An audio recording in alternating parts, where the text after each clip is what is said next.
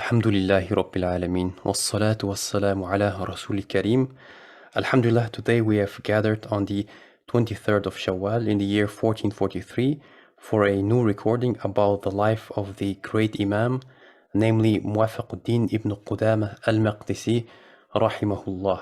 And we have with us today our guest, Sheikh Abu Ja'far Al-Hanbali.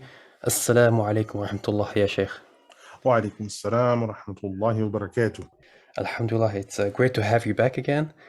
And let us then talk about the Imam. And I'd just first like to ask you, could you tell us about the background and the upbringing of the Imam, rahimahullah? Alhamdulillah, salatu wassalamu ala rasulillah wa ba'd.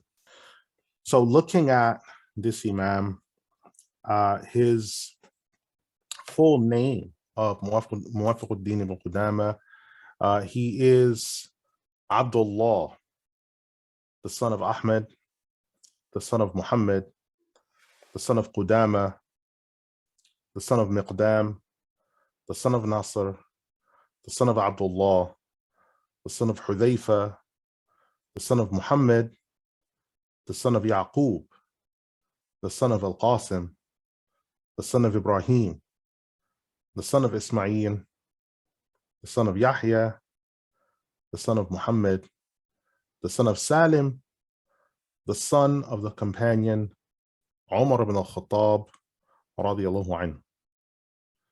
So this is the Imam. His kunya is Abu Muhammad. This was his oldest son. His laqab is Muwaffaq. Now the source of his life, we're going to be going through the collected statements of Ibn Rajab al-Hanbali rahimahullah in his Tabaqat al-Hanabila, volume 4. And he's under the entry number 272. Now within this entry, he also includes, within his own historical research, he also includes writing details from Al-Dhahabi, who died 748, as well as Imam Diya Al-Maqdisi rahimahullah, who died 643, who's one of the biggest hadith scholars of that time. So he gives this documentation, and then he says that Imam Rajab rahimahullah mentions that Muwaffaq ibn Qudamah was born in the month of Sha'ban in the year 541 Hijri in the town of Jama'il. Jama'il, which today is sometimes called Jama'in, is a village, it's a hamlet of the many hamlets, and it's an unincorporated part of the city of Nablus. So he's also from Nablus, but the unincorporated portion he's from is Jama'il. Now, his father, Ahmed ibn Qudamah, was the khatib and faqih of the local area. He started off his education with his father initially, but at 10 years of age, on the eve of completing the Quran, the Crusaders arrive. And when they arrive in the year 551, jihad is happening between the Muslims there, as well as the kuffar that have come in. So between those two groups, because they'd already slaughtered countless amounts of Muslims in the beginning of the month of Sha'ban in Antioch in today's Turkey. So the Muslims had gotten word of this before they arrived to prepare themselves. And one of the leaders of this movement against them was Ahmed ibn Qudamah, rahimahullah. But in the course of that, they sent out the Crusaders, which were generally referred to as the Franj, which is an old Arabic word for the European peninsula. They sent out spies to find out who the leaders were on this movement. And when they knew that it was him, they sent out assassins to try to kill him. So he escapes with his family in this year 551. And at this time, Muwaffaq ibn Qudamah is 10. His maternal cousin, Abdul-Ghani and Abdul-Wahid al-Maqdisi, is around the same age. as well as the Imam who's significantly younger, Diya al-Maqdisi. His elder brother, who's years ahead of him, is able to help his father, and they make their way to Damascus. At 11 years of age, he completes his hifz of the Quran, but he also completes in that 11th year the Mukhtasar of Imam al-Khiraqi. So he completes the hifz of this work of Imam al-Khiraqi, who dies 334 Hijri. And he works hard on the kitab in terms of understanding it. He listens to hadith from his father. There in Damascus, he continues. He also, in addition to that, sits with another hadith scholar in his time. So he, Abu Umar al-Maqdisi, and Abu Umar al-Maqdisi is important because he's not only his older brother, but whenever his father's absent, he becomes the patriarch of the family. So he also sits and learns with his brother, at his brother's level of knowledge. And it was said by people of the time that had Abu Umar al-Maqdisi rahimahullah not focused so much on ibadah and private worship, he would have been most likely greater than Muwaffaq ibn Qudamah on a much higher level. But because he spent so much time in worship and everything else, he did not write extensively. He primarily did khat, which is where you dictate kutub in writing, and you write. So he would write mushafs, he would write khiraqi, so he transmits khiraqi. So a lot of the transmissions that we have of khiraqi or qalun and nafi', a lot of the transmissions from Damascus or transmissions from Palestine, it's in his handwriting or his khat, or it's been handed down through his isnad. And is there a reason why he did not write, mainly outside of the ibadah? Was there a specific reason for not writing? He was so busy with worship. All right. Because when you look at his life, he was reading a sabah of Quran every day, but he was also reading another sabah between Dhuhr and Asr, which is 5 ajza. And then he's also after Maghrib, he's praying an additional 4 rakahs in which he prays Surah Sajda and Dukhan, and then Surah Al-Mulk, and also another surah with that. So he's doing this regularly. Then he's writing out Ayatul Hirz, which is a selection of ayat from the Quran. So he's writing this out regularly. He's engaging in more than 300 optional raka'at throughout the day. He's going back and forth in the masjid and teaching. So when he's not doing this, he's writing out mushafs, he's writing out khiraqi, he's writing out the tafsir of Imam Al-Baghawi. So he's busying himself with these things. But had he attached himself to writing out like a fiqh manual, it would have been massive. And sometimes Muwaffaq ibn Qudamah makes reference to him. And in his Life and Times, which was written out by Imam Diya al-Maqdisi, there's incidents in there that lists where Muwaffaq ibn Qudamah defers to his authority and rulings. So it's definitely, you can see the rank that he had.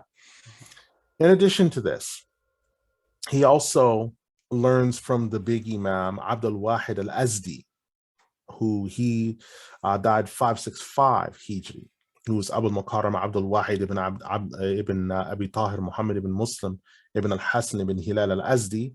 He was a hadith scholar, a grammarian, theologian. He was known for his knowledge of hadith. So he's listening to the Sihah.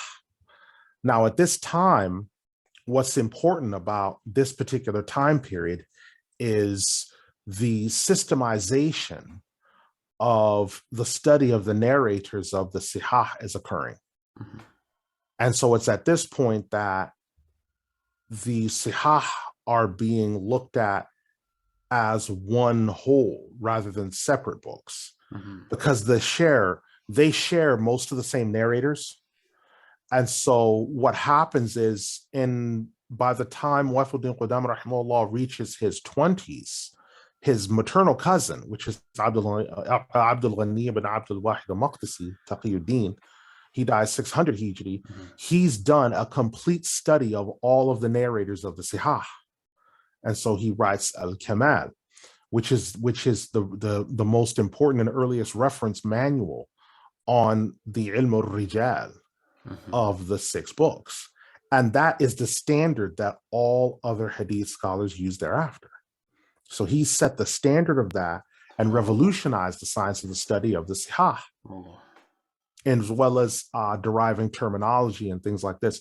So during this time, everyone's clear on the Sihah, but you had to study many other books rather than looking at one place to study the narrators. This would not be completed until 10 or 15 years later. So Al-Azdi, during this time, is teaching from several different books that Imam Muwaffaq Qudamah rahimahullah is learning from Al-Azdi. So this carries on until the year 560 Hijri. Now in this time, he's 20 years of age, and he heads to Baghdad.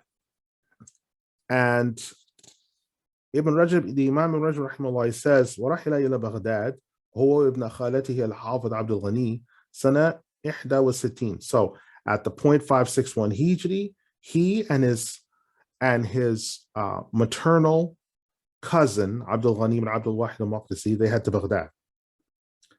And they listened to the Imams such as Hibatullah al-Diqaq, Ibn al-Batti, Sa'adullah al-Dajaji, and also our grand Sheikh, Sheikh Abdul-Qadir Al-Jilani.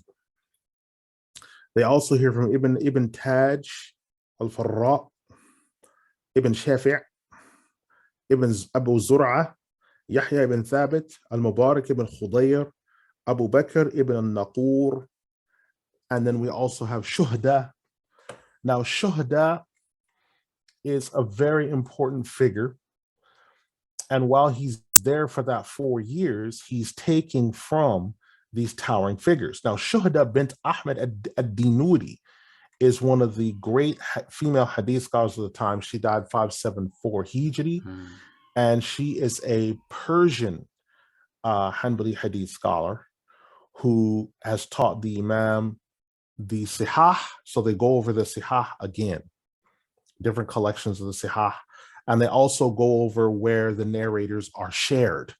So sometimes some of the narrators in the Sihah will be shared in other collections, or a hadith will be Sahih that's not in the Sihah.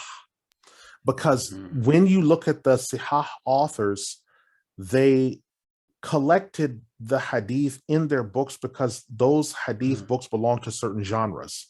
So the Jami' al-Sahih literature belongs to a particular genre.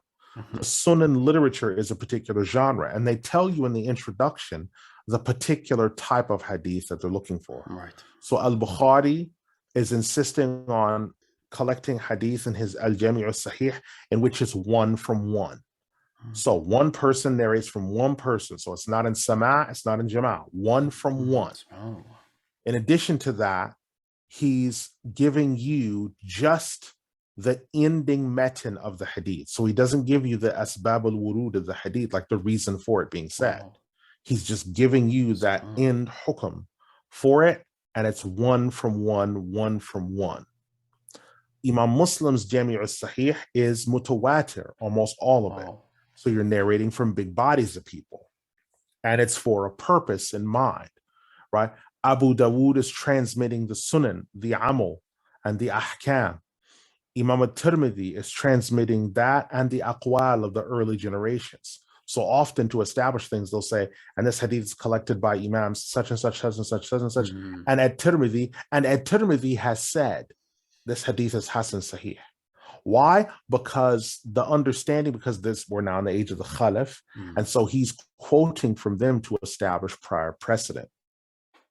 And then you have Nasa'i and Ibn Majah who are citing the ahadith and collections. They also cite when there's variations. So Ibn Majah and Nasa'i will cite the same ahadith, but also cite different variations of it where there's been different narratives of it from different companions. Right. So all of these things have to be kept in mind. Then you have families of manuscripts as well. So Imam al-Bukhari's Jami' al-Sahih has ta'liqat. It's got marginalia and footnotes on it. So when you transmit that book, you have to transmit that too. And that helps you get a better understanding of the text, which interestingly enough, when it's been translated into English, those ta'liqat are never included, neither his muqaddimah either. which is with purposeful intent. But that's another discussion. Mm-hmm. So he's studying these things for the 4 years he spends in Iraq. Right. So he's studying there, and he has the opportunity. His brother Abu Umar Al-Maqdisi, Ibn al-Imad, which is another family member, another cousin, and Abdul-Ghani ibn Abdul-Wahid al-Maqdisi, they are there. And also Imam al-Jawzi rahimahullah are all there with Sheikh Abdul-Qadir Al-Jilani. Now they spend the last 40 nights rehearsing all of his knowledge with him. So Imam Qudamah rahimahullah has the opportunity to rehearse the Khiraqi with him, which he'd already memorized when he was 11. Right. So now he rehearses to him the fiqh points. وَأَقَامَ عِنْدَ الشيخ عبد القادر بمدرسته مدة يسيرة فقرأ عليه من الخرقي. So he stays resident with the Sheikh Abdul-Qadir Al-Jilani in his madrasa for a period of time, recites upon him the Khiraqi. ثم توفي الشيخ, then the Sheikh dies. فلازمها أبو الفتح ibn Al-Manni. And then after that, Imam Muwaffaq Qudamah rahimahullah, he keeps the company of another big imam, who is one of the people to take from Sheikh Abdul-Qadir Al-Jilani, who's important as well. And this imam is known as Abu al-Fath Nasr ibn Futyan ibn Matar al-Baghdadi, who lived from 504 to 583 Hijri. Now he is known as Ibn al-Manni. He is one of the most important teachers of fiqh after the Grand Sheikh. Subhanallah. He is the teacher that was the most authoritative figure. Wow. When Muwaffaq ibn Qudamah rahimahullah takes from him the link between Imam Muwaffaq ibn Qudamah and Imam Majduddin ibn Taymiyyah, who died 653. The link between them, some authorities say 652. The link between those two is Ibn al-Manni.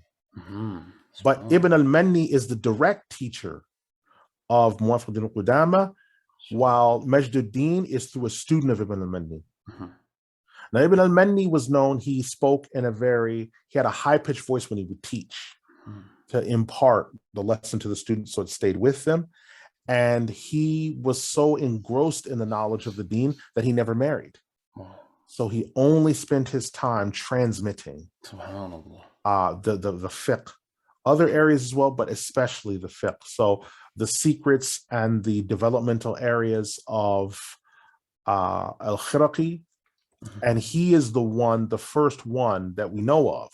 It may have been others, but he's the first one that we know of definitively that said to Imam Muwaffaq ibn Qudamah, you should write a fiqh book. Subhanallah. And it's at this point that Imam Muwaffaq ibn Qudamah begins the process. Now, he had already been writing notes on Khiraqi's text because he'd been writing private marginalia and other things like this.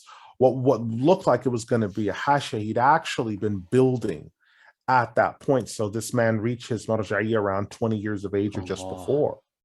So the Mughni, which was 12 volumes, he begins this process of writing Al-Mughni, which is a text of just barakah, of collecting the rulings of not only the school of Ahmed, but the other schools. It's not a point of establishing the Mu'tamid. The point that he gives in the introduction is to just give the barakah of citing the different schools and the rank, but he also wants to show the grandeur of the different schools, but also to try to establish a superiority to the school of Ahmed. Right? That's one of his points. Does he begin by writing Al-Mughni first? The Al-Mughni he had already been working on. So then he begins, after being told that you should write a fiqh book, he begins the process on Al-Umda, which is Al-Umda fil Fiqh, this process. Now, during that time, he's also with his cousin, Al-Hafiz Abdul-Ghani ibn Abdul-Wahid al-Maqdisi, who Al-Umda fil Fiqh is the fiqh, but the ahadith in that kitab, you can tell, were taken from Umdatul Ahkam by Abdul-Ghani ibn Abdul-Wahid al-Maqdisi. They shared in that. because the layout, the order, and even the takhrij of the hadith, like how he lists the takhrij of the hadith, you can tell that they compared in the process of that. Because Al-Hafiz Abdul-Ghani, his primary specialty that the Grand Sheikh put him on was the study of hadith. That's his primary specialty that he was put on. And he excelled in that area. He is the establisher of the methodology of hadith that we use today. Right? He's the establisher. Especially when you talk about ilm al-rijal and things like that. You can't study the sihah, or when people use terms like Rawahu Bukhari or Muttafaqun alayh, that's him. He's the one that established this terminology. Before that time, this terminology was not used. So the Imam Muwaffaq Ibn Qudamah rahimahullah, whose given name is Abdullah, he begins this process and he puts together the Umdah. So he's in Baghdad doing this great work, and he returns back after 4 years. After 4 years of being away, it's said by Diya al-Maqdisi, by Al-Hafiz Abdul-Ghani and Abdul-Wahid al-Maqdisi. After that point, ثم رجع إلى دمشق ثم عاد إلى بغداد سنة 67. So he returns back to Damascus. He returns back there. But then he goes back to Baghdad again. This time in the year 567 Hijri. كذا قال السبت بن الجوزي, as was said by the grandson, the historian of the grandson of Imam al-Jawzi, who's known as Sibt ibn al-Jawzi. Right? He also mentions that he returns back again in the year 567. And during this time, he's also editing the Mughni at this time. So this editing process of the Mughni, he's creating this, and he's also creating his usul program, his usul fiqh program. He's creating that as well, which would become Rawdatul Nadir, but that's for later. Then An-Nasih ibn al-Hanbali, he says, وذكر الناصح ibn al-Hanbali أنه حج السنة 74. In the year 574, Imam Muwaffaq ibn Qudamah rahimahullah, he makes Hajj. ورجع مع وفد العراق, and he decides to go with a delegation from Iraq إلى بغداد, from Baghdad. وأقام بها سنة, and then he stays there another year. فسمع درس ابن المني, he's there in the Dars ibn al-Manni again. MashaAllah. قال وكنت أنا قد دخلت بغداد سنة 72 واشتغلنا جميعا على الشيخ الشيخ أبو الفتح بن المني, ثم رجع إلى دمشق واشتغل بتصنيف كتاب المغني في شرح الخرقي فبلغ العمل في إتمامه. So then An-Nasih ibn al-Hanbali goes on to say, now I had entered Baghdad in the year 572 and found him there already. And so we together became classmates and busied our time with the Sheikh Ibn al-Manni.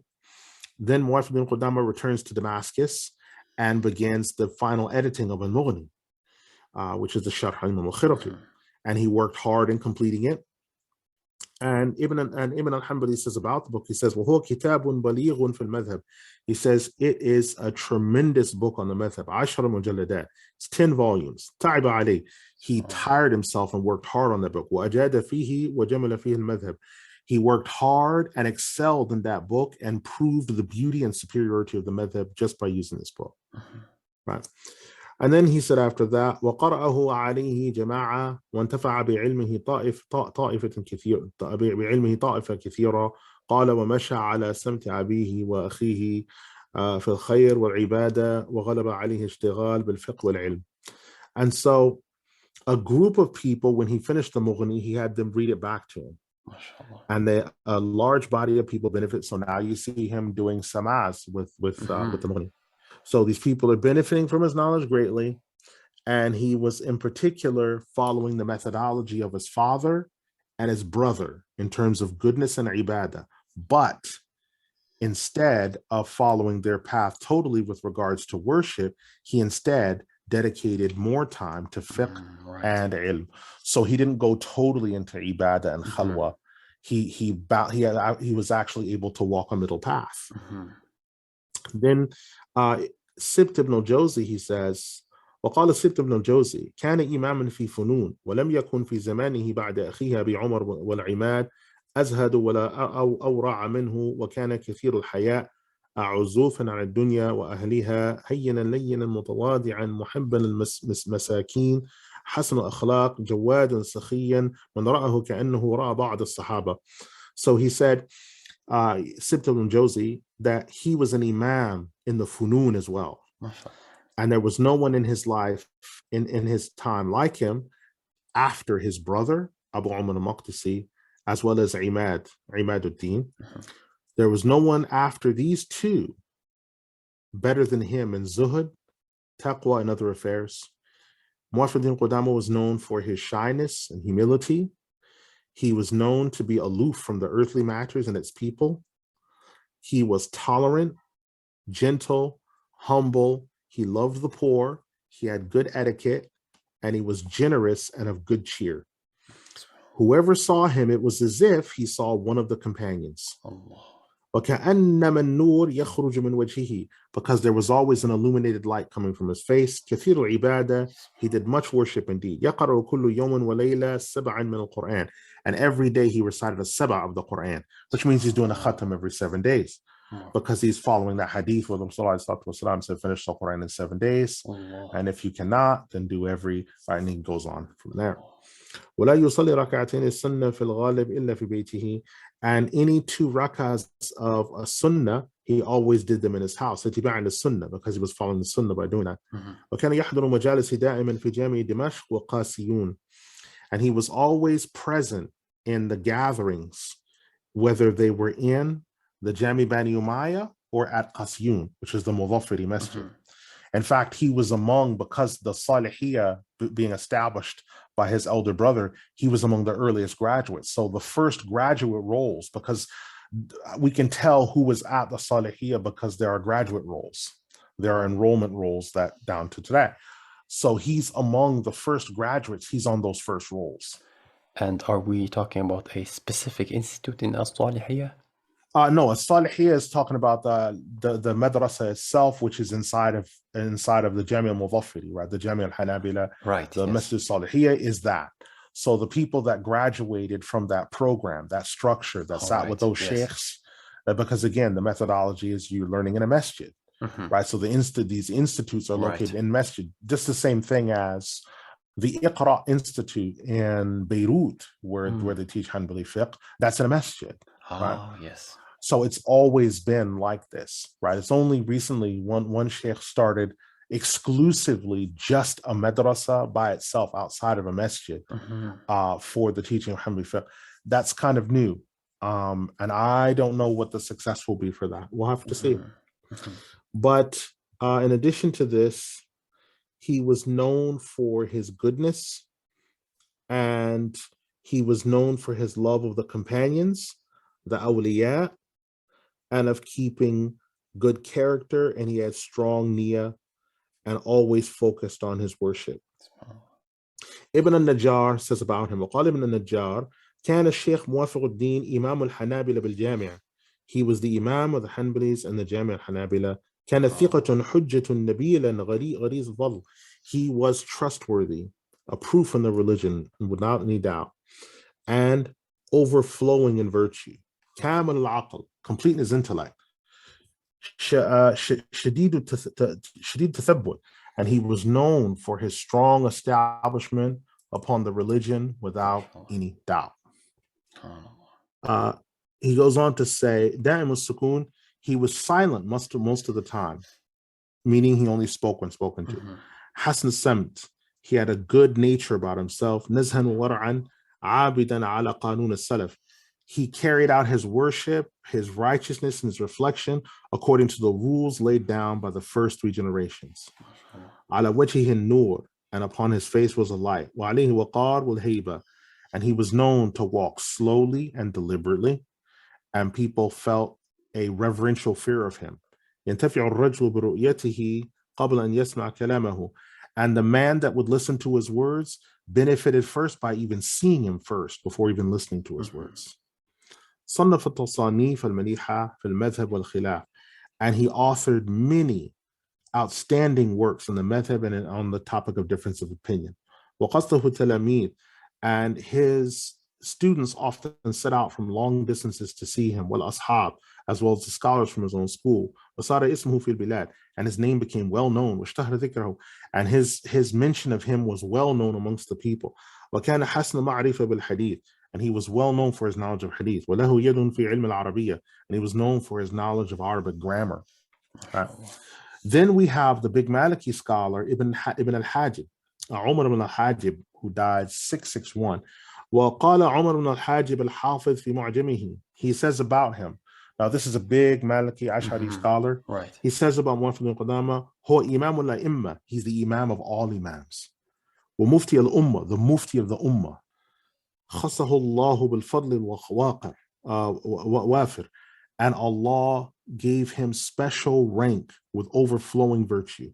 والخاطر الماطر, and a quick wit in mind. والعلم الكامل, complete knowledge. طنط في ذكره الأمصار. He was known and his remembrance was spread far and wide in the different urban centers. وظن بمثله الأعصار, and all the urban areas knew of him, and his name has reverberated down through time from there. فقد أخذ من مجامع الحقائق النقلية والعقلية, and he took hold of the acquired knowledge and true realities of the transmitted texts, and even the knowledge that can be taken from the funun and the sciences of the mind. وأما الحديث, as far as hadith, وهو سابق فرسانه, as far as hadith, then he was the foremost in gathering them and understanding them in context. وأما الفقه, as far as fiqh, فهو فارس ميدانه, as far as that, he is the one seated on the horse standing guard over its boundaries. وأعرف الناس بالفتياء, and the most knowledgeable of the people of fatwa. وله المؤلفات الغزيرة, and he had noble and very proficient works. وما أظن الزمان يسمح مثلي, and I do not think that there was a time like the time that he was in. متواتر عند خاص وعامة, he was humble in front of both the elite and the laity. حسن الاعتقاد, he had sound theology. ذو أناد وحلم ووقار, he was known to possess good manners, benevolence, and careful gait. وكان مجلسه عامر بالفقهاء والمحدثين وأهل الخير, and his gatherings were full with fiqh scholars, hadith scholars, and the people of goodness. وصار في آخر عمره يقصده كل أحد, and near the end of his life, people would travel different distances just to come and meet him. وكان كثير العبادة دائما التهجد, he was deep in worship and always making tahajjud. لم يرى مثله ولم يرى مثل نفسه, no one saw something like him before or the like of his person. So this is the statement of Umar ibn al-Hajib, the big hadith scholar. Okay. So big Maliki Ash'ari hadith scholar said this about him. Then in addition to this, we have Abu Shama al-Maqdisi, the big Shafi'i Ash'ari scholar. وقال أبو شامة يعني المقدسي, he says about him, كان شيخ الحنابلة موافق الدين إماما من أئمة المسلمين وعلم من أعلام الدين في العلم والعمل. He is the Sheikh of the Hanbalis, Muwaffaq al-Din, Imam from the Imams of the Muslims, one of the signposts of the religion in knowledge and action. صنف كتبا حسنا في الفقه وغيره. He authored good books in fiqh and other than that. عارفا بمعاني الأخبار. He was knowledgeable of the narratives and what they entailed. والآثار, and the statements handed down from the first few generations on their practices. سمعت عليه أشياء, and I heard some narratives from him as well, and I heard about him as well. وكان بعد موت أخيه أبي عمر هو الذي يؤمن بالجامع المظفري. After the death of his brother Qudamah Al-Maqdisi, he's the one that assumed imamship over the Jami'. ويخطب يوم الجمعة إذا حضر, and when he was present in the land, he would always give khutbah on Jum'ah. فإن لم يحضر فعبد الله بن أبي عمر هو الخطيب والإمام. And in his absence, the one that would do so would be Abdullah, the son of Abu Umar, who would be the khatib in his place. وأما بمحراب الحنابلة بجامع دمشق فيصلي فيه الموافق إذا كان حاضرا في البلد. And for the mihrab of the Hanbalis in the Jami Bani Umayyah, Muwaffaq ibn Qudamah would assume duties there when he was in the land and there. وإذا مضى إلى الجبل صلى العماد أخو عبد-Ghani وبعد موت العماد كان يصلي فيه أبو سليمان بن الحافظ عبد-Ghani. And when he was at the mountain pass, now what he's referring to as the mountain pass is the very first, which is called the Dayr. So the first place, because the Amal, when they left from Palestine and got to Damascus, before they established the Salihiyyah district and before they established the masjid, the first place they set up was called the Dayr, which was a hostel, which was a teaching place for adults. That's the first thing they did, which is in keeping with the Sunnah, because the Rasulullah, the first thing he did was do what? He made Dar al-Arqam, which was for adults. And then later on, after the Hijrah, they had built Al-Masjid al-Nabawi and everything else. Right, so they're following that same pattern, right? So there, he would go there and establish himself there. And the one in charge of Salah when he wasn't there would be Imaduddin, who is the brother of Abdul-Ghani ibn Abdul-Wahid al-Maqdisi, which is his cousin. But after the death of Imaduddin, the one in charge would be Abu Sulaiman, who's a son of Al-Hafiz Abdul-Ghani ibn Abdul-Wahid al-Maqdisi. ولم يحضر الموافق وكان بين عشاءين ينتقل حذاء المحراب. And whenever Muwaffaq Ibn Qudamah was not present between Maghrib and Isha, then someone else would take his post. وجاء مرة الملك العزيز بن العادل يزوره فصادفه يصلي فجلس بالقرب منه إلى أن فرغ من صلاته ثم اجتمع به ولم يتجوز في صلاته. وكان إذا فرغ من صلاة العشاء الآخرة يمضى إلى بيته بالرصيف ومعه من فقراء الحلقة من قدره الله تعالى فيقدم له ما تيسر يأكلونه معه. So one of the rulers of the time, one of the kings, Al-Malik Al-Aziz ibn Adil, he went to try to visit Muwaffaq Ibn Qudamah, but he found that he was in Salah and he was taking a long time to make Salah. And so he sat near him waiting for him to finish Salah. But the moment he finished, a whole bunch of people gathered around Muwaffaq Ibn Qudamah. And so after that, then he went back into his Salah. And when he finished from Isha, he then went to go back to his house. To do what? To finish the raka'at, the ratiba after Isha. Because you do those in your house. Yes. The actual fard you do in the masjid, but do those in his house. So this ruler, remember, this is some splendorous ruler and he's holding himself in high regard. But Muwaffaq Ibn Qudamah, it's like he didn't even see him. Subhanallah. So he's headed off to his house, walking along the sidewalk, and some of the poor people from the halaqah have come. And so he's giving precedence to them. And they're eating with him and he's spending time with them. So the ruler never gets an opportunity to properly sit down and speak with him. Right? That's what makes you understand. Whereas today, you'll get people today who are muftis, they can't wait to, pant after some of these leaders, and they can't wait to be with them and sit down with them and kiss their hands and feet. And they've gone and met the Pope and kissed him on both cheeks and kissed his ring and made ruku to him. No, the people of knowledge and ilm do not like that. Not the real ones. And the Imam, he would not take on these mufti ranks, these government mufti ranks. No, he stayed clear of all these things. So then that's the end of the statement of Abu Shama al-Maqdisi.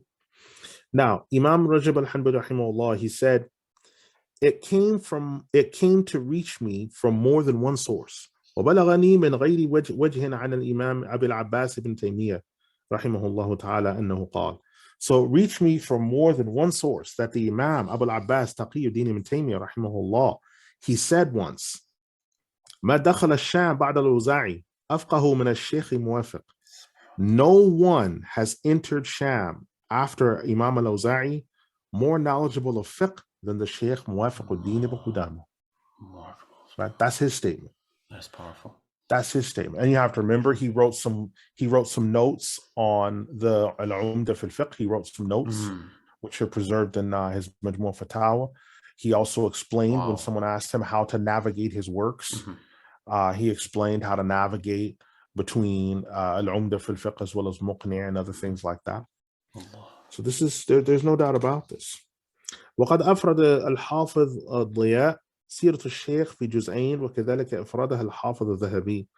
And also keep in mind, Al-Hafiz Diyauddin al-Maqdisi, who died 643, wrote a specific text about the life of the Shaykh Muwaffaq Ibn Qudamah, which covers 2 volumes. And the same thing was done by Al-Hafiz al-Dhahabi, who died 748. Diya al-Maqdisi has said, كان رحمه الله إماما في القرآن وتفسيره وإماما في علم الحديث ومشكلاته إماما في الفقه بل أوحد زمانه فيه إماما في علم الخلاف أوحد زمانه في الفرائض إماما في أصول الفقه إماما في النحو إماما في الحساب إماما في النجوم السيارة والمنازل. قال ولما قدم بغداد قال له الشيخ أبو الفتح بن المني اسكن هنا فإن بغداد مفتقدة إليك وأنت تخرج من بغداد ولا تخلف فيها مثله. Diya al-Maqdisi, who died 643 Hijri rahimahullah, said that Muwaffaq ibn Qudamah rahimahullah was Imam in the Quran and its tafsir, Imam in knowledge of hadith and its doubtful matters and its difficult and to understand passages, Imam in fiqh. In fact, he was one of the unique voices in his time on the subject. Imam in knowledge of difference of opinion, one of the unique in his time in inheritance.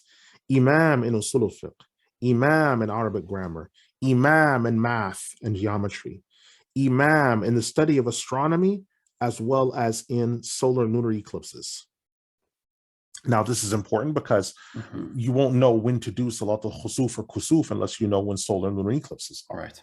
And we had one recently, but the time it happened at, which was around Fajr, all we could do was make dua. So because of the timings that it was at, we wouldn't have been able to pray it. So I just made dua because that's the recommendation is when you can't do it, you just make dua.